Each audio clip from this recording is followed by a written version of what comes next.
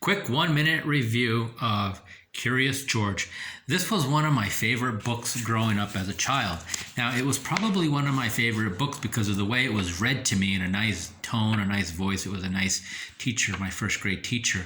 And the monkeys were cool, and the colors, the graphics were fabulous. I think that's actually why I enjoyed it so much at first. However, this book was written first in 1941. About the beginning of World War I for the United States. And it talks about a man that rips a little monkey from the jungle, from his home, little happy monkey, and takes him away. I don't know, but what does that sound like? I mean, seriously. Okay, so then the monkey portrays himself as his friend, but he ripped this little monkey away from his home. What about his siblings? What about his mom and dad who might miss him?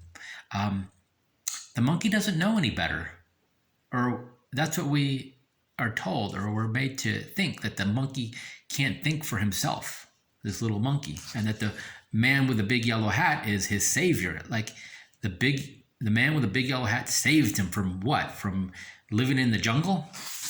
That doesn't sound right to me. Something's wrong with that.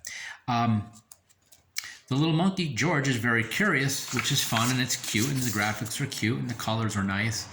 But the little monkey gets into trouble a lot, and the guy with the big yellow hat has to be his savior, his protector. But George was fine in his own environment, in his own home. This is very telling of what was on the mindset of the person that wrote this. I mean, look at that for just a moment. What does that remind you of? I don't know. Look at this one here. As an adult, I'm looking at this and I'm thinking to myself, I don't really like the story of this book. It's a whole different way of thinking from when I was 5 in 1972 to the beginning of this story back in 1941, and now 80 years later to 2001.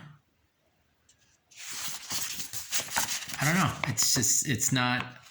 It's a cute book. I would rewrite the story, though. I would definitely rewrite the story. I fully understand why some folks, when they read this, and they're well read, they're intelligent people, and they read stories like this now as adults, and they say, this isn't what I want to share with my children. I would love to share the graphics and some of the story and the curiosity, but the way that it's portrayed is no longer the way I would want to share this story with a person now. Curious George.